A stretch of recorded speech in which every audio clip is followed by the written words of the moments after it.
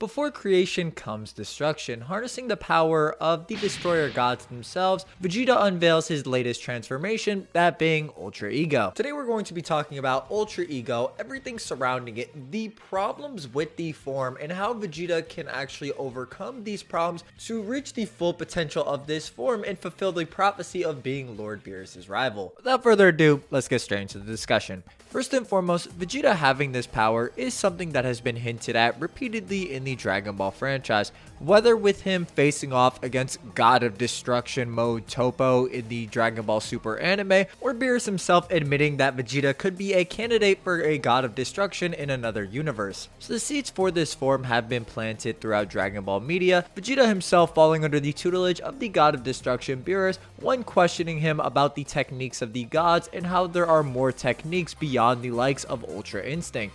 Ultra Instinct itself being an angel specialty compared to the technique the Gods of Destruction use. As in Beerus' own words, it really wouldn't suit Gods of Destruction to run around using a move where you gotta keep your heart calm and tranquil. While demonstrating the Gods of Destruction power, Beerus questions Vegeta on how many planets he's destroyed, which reveals that Vegeta actually harbors guilt racked up by the Saiyans throughout their history. This directly pertaining to mastering the Gods of Destruction power, as if doubt weighs on Vegeta's mind or soul, the power will never be his to wield. This doesn't change even after Beerus reveals that he was the one who ordered Frieza to eliminate these Saiyans, and Vegeta, enraged, attacks Beerus. Obviously no match, but more importantly than the match itself is what Beerus imparts to Vegeta.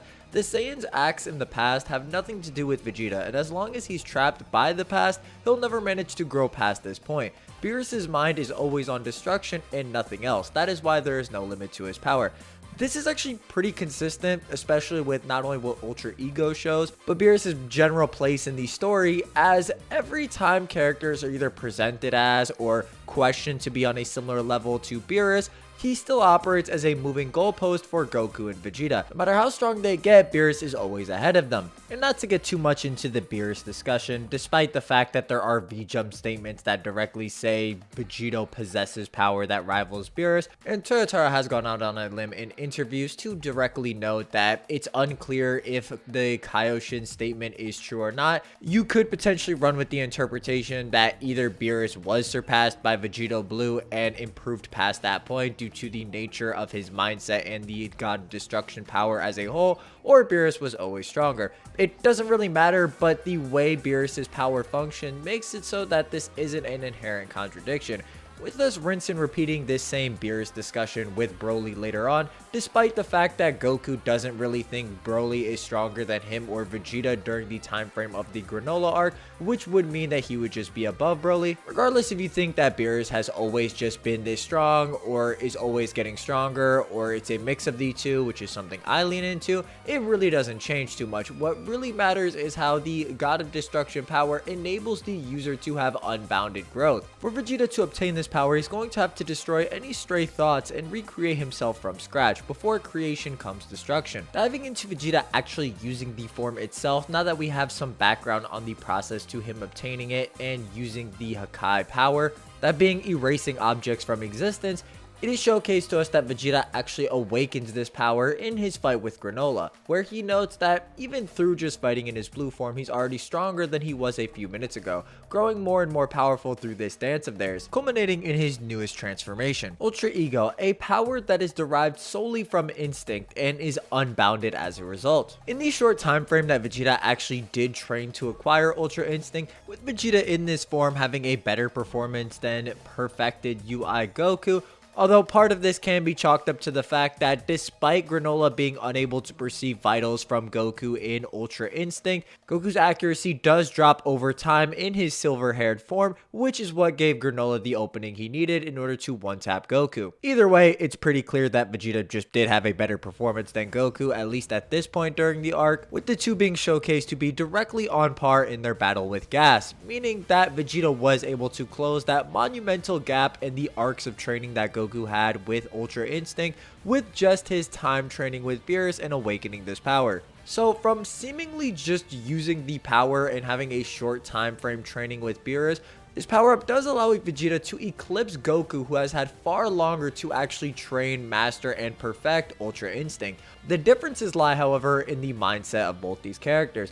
On the surface for Vegeta's Ultra Ego, it seems as if Vegeta is able to take any damage taken and convert it into raw power, making him stronger, which is true as he describes large amounts of damage as fuel or stimulus for making him stronger. This is being presented not only in the fight with Granola but also in the fight against Gas, where we see Goku and Vegeta donning their peak transformations do have relative performances against Gas until Vegeta actually takes 6 to 8 on-screen blows before actually eclipsing Goku's performance and landing a hit on Gas, continuing the sentiment that damage is nothing but fuel for him. Keep in mind, it takes another 4 blows for Vegeta to actually land a gut punch on Gas, continuing to remark about the fight just being fuel for his Ultra Ego. So the power increases are very substantial even in comparison to characters like Gas or Goku's perfected Ultra Instinct.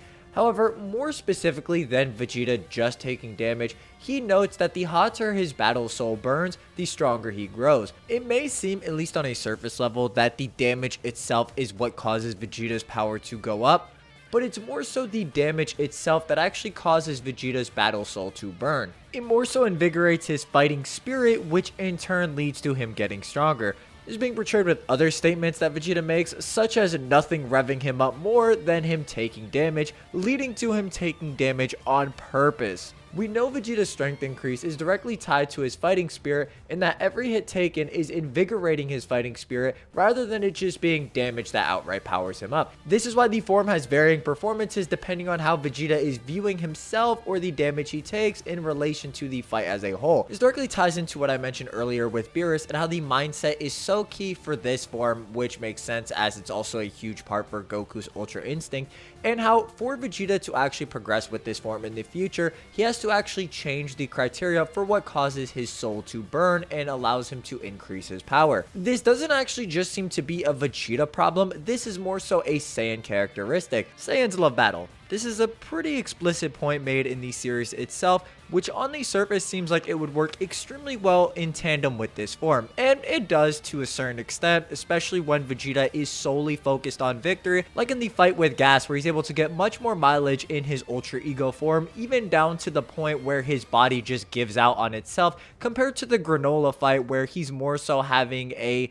philosophical discussion of sorts with Granola in reference to how Granola was inadvertently repeating what the Saiyans had done to the Cerulean race, now taking up that same role even if he doesn't intend to. This combined with the fact that this is an exact example of Vegeta grappling with the sins of the Saiyan race leads to the form not nearly getting as much mileage compared to the Gas fight where Vegeta is solely focused on victory, as he notes. He is not really concerned about appealing to Granola in any sort of way or dealing with anything external that plagues down his soul, such as the sins of the Saiyans. That is why Vegeta actually awakens the form in the first place, since he directly notes he doesn't have to worry about protecting Earth or worrying about anybody else or even saving the universe. It's just a good old-fashioned fight. The example I would like to point to is Goku vs Vegeta in the Buu arc, where the Daizenshuu 4 note that Goku and Vegeta were enjoying their battle so much that they were unintentionally smiling with one another, even despite the circumstances. The more intense the battle, the happier they feel. Compounding this back into Ultra Ego, the point I'm trying to make is that Vegeta is fusing his Saiyan characteristics with Ultra Ego in order to get mileage out of the form. However, I feel as if him doing this is disregarding the mindset aspect of his mind only needing to be on destruction itself. It's kind of similar to how Goku had to shift into the mindset of Ultra Instinct and keeping his heart calm before he was able to spec into the form and actually apply his Saiyan instincts and making those emotions work for him in a lower level of UI. Vegeta's trying to customize the form before he's even mastered the base mindset itself, or just trying to make the form his own and apply it to the Saiyan characteristic before he actually masters the concept of destruction itself and everything embodying it. Considering we've only seen this form for really one arc, I don't really think it's that crazy to suggest Vegeta will improve with it in the future, but the path forward can't simply be reliant on him taking damage or having damage itself being what revs up his battle spirit, as in a battle of attrition or against someone of a relative strength tier, Vegeta will usually burn out first if his strength increase doesn't just outweigh the opponent's ability to outlast